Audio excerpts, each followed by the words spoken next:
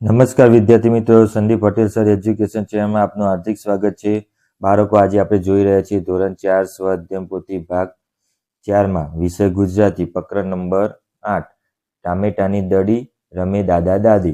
તેનું સંપૂર્ણ સોલ્યુશન બાળકો આપણે આ વિડીયોની અંદર જોવાના છીએ. તો વિડીયો જોતા પહેલા મારી ચેનલને સબસ્ક્રાઇબ કરો, બેલ આઇકન દબાવો, જેથી તમને રોજ નવા નવા વિડીયો નોટિફિકેશન મળતું રહે. અને મારો વિડીયો ગમે તો તેને લાઈક કરો, કોમેન્ટ કરો અને બીજા બાળકો સુધી તેને શેર કરો. તો બાળકો, પાના નંબર 43 ની અંદર પ્રશ્ન નંબર 1, આપેલા શબ્દોમાંથી લગભગ સરખા શબ્દ પર ગોળ કરો. તો અહીંયા ચપર આપ્યું છે, તો એનો સરખો શબ્દ થાય તરવરિયું. નંબર 2, દોસ્ત, તો અહીંયા દોસ્તનો શબ્દ થશે બાળકો સરખો શબ્દ ભેરું. નંબર 3, ખુશી, તો ખુશીનો સરખો શબ્દ થશે સમાનાર્થી આનંદ. નંબર 4, ધ્યાનથી, તો તેનો સમાનાર્થી શબ્દ થશે એકાગ્રતા. નંબર 5, અંત, અંતનો સમાનાર્થી શબ્દ થશે સમાપ્તિ. તો બાળકો, આપણે સરખા શબ્દોનું સોલ્યુશન જોયું. તો આગળ જોઈએ બાળકો.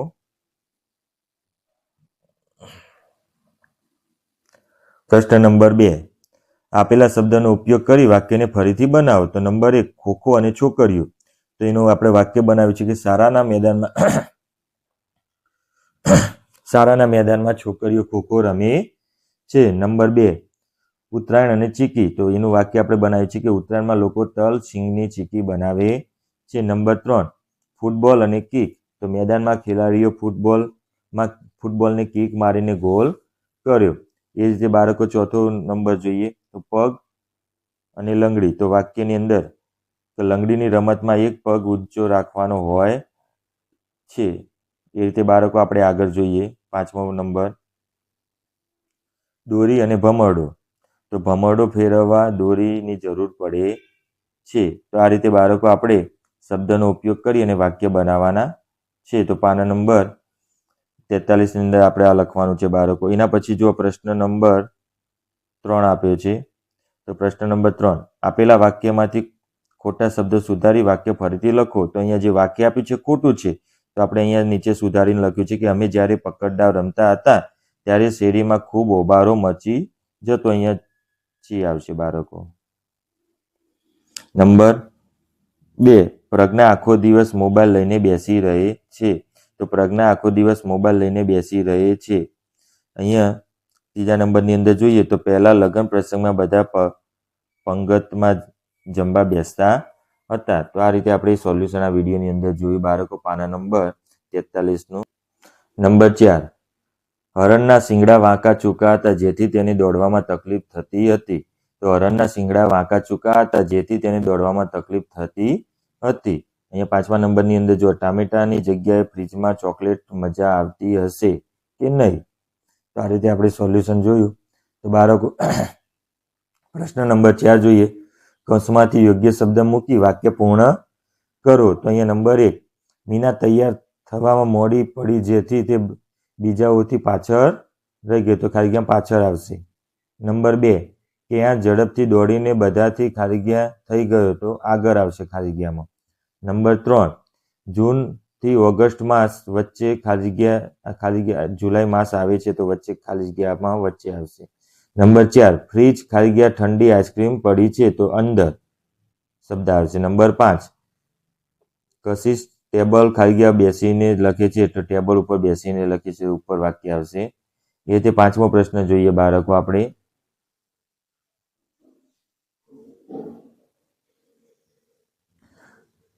કોણ કયું હશે તે લખો. તો અહીંયા જો નંબર 1, તો ખાલી ગયામાં પલક, તો એ છોકરી માસ્ટર ગણાય. નંબર 2, ખાલી ગયા આપણી ટીમ એટલે કે હું પણ ટીમમાં હતો, તો દાદા આવશે ખાલી ગયામાં. નંબર 3, ખાલી ગયા દાદાની જીવનભરના સાથીદાર મારી વાલી દાદી, તો જવાબ આવશે પલક. નંબર 4, ખાલી ગયા તો અમને પણ દેશી રમતો શીખવો ને, તો જવાબ આવશે રુદ્ર બોલે છે. નંબર 5, ખાલી ગયા અમે તો ઘણી રમતો રમતા, પકડ દાવ, મારદડી, ગીલી દંડો, આંબલી પીપળી, તો આની અંદર આવશે જવાબમાં દાદી. એ રીતે પ્રશ્ન 6 જોઈએ બાળકો. આપેલા વાક્યને ઉદાહરણ મુજબ તેથી કારણ કે તમે કેમ કે જેવા શબ્દોથી જોડી એક વાક્ય બનાવો. તો અહીંયા ઉદાહરણ આપ્યું છે કે વાંદરાઓને બિસ્કિટ ખવડાવવા જોઈએ નહીં, તેનાથી તેમને રોગ થાય છે. તો વાંદાને બિસ્કિટ ખવડાવવા જોઈએ નહીં, કારણ કે તેનાથી તેમને રોગ થાય છે. તો આપણે વચ્ચે શબ્દ ઉમેરવાનો છે, કારણ કેમ જેવા શબ્દો. અહીંયા જો પેલું વાક્ય આપ્યું છે એનો જવાબ, મીનાને ચિત્ર દોરતા સારું આવડે છે, કેમ કે તેના પપ્પા તેને રોજ ચિત્ર દોરાવતા હતા. અહીંયા નંબર 2 એમાં વાક્ય લખ્યું છે આપણે, ગણિતના સાહેબ રજા પર છે, તેથી વિજ્ઞાનના સાહેબ તાસ લેવા આવ્યા. અહીંયા નંબર 3માં જોઈએ તો પિનલને સવારની ગાડી મળી નહીં, કારણ કે તે મોડી ઉઠી હતી. પ્રશ્ન નંબર 7, ક, ખ, ગ નો ઉપયોગ કરી વાક્ય બનાવતો. અહીંયા ક, બાળક ખ અને ગ આ બધાનો શબ્દનો જે લાગતો હોય એનો જોઈન્ટ કરી અને વાક્ય બનાવતો. પહેલું વાક્ય મેં બનાવ્યું છે, સ્કાય કેચ પકડ્યું એટલે ભારત મેચ જીતી ગયું. બીજા વાક્યની અંદર જો, દૂધીનું શાક ભાવતું નથી, પરંતુ બીજું કશું નથી એટલે ખાવું પડે. એ તે ત્રીજું વાક્ય, દાદા અથવા દાદી બેમાંથી કોઈ આવશે.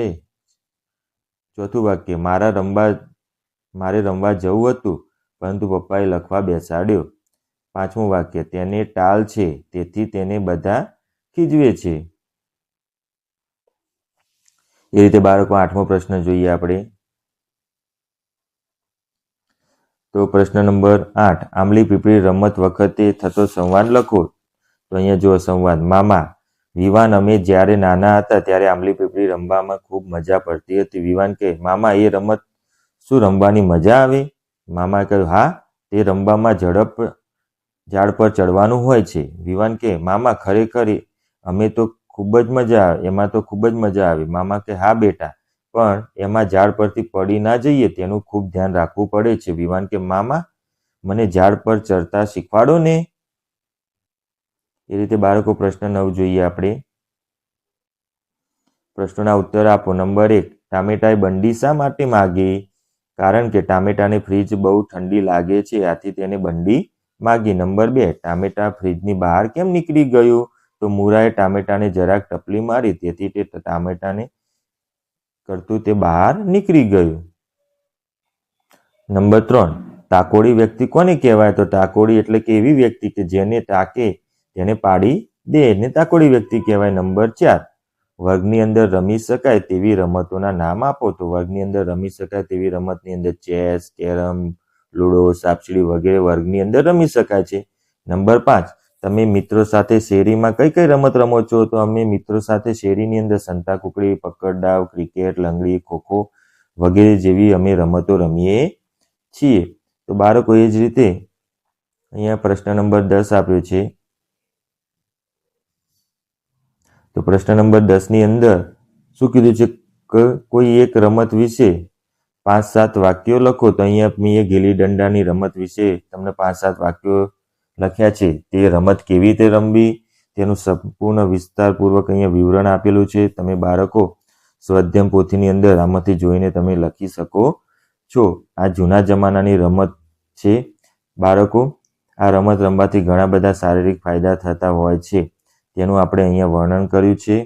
તો બાળકો આ હતો ધોરણ 4 સ્વાધ્યાય પોથી ભાગ 4 ની અંદર વિષય ગુજરાતીમાં પ્રકરણ નંબર 8 ટામેટાની દડી રમે દાદા દાદી, તેનું સંપૂર્ણ સોલ્યુશન બાળકો આપણે આ વિડીયોની અંદર જોયું. બાળકો તમને મારો વિડીયો ગમ્યો હોય તો મારી ચેનલને સબસ્ક્રાઇબ કરો, બેલ આઇકન દબાવો, જેથી તમને રોજ નવા વિડીયોનું નોટિફિકેશન મળતું રહે. અને તમને વિડીયો ગમે તો લાઈક કરો, કોમેન્ટ કરો અને બીજા બાળકો સુધી તેને શેર કરો. આવજો બાળકો, આવતીકાલે આ સમય ફરીથી મળીશું. Good night.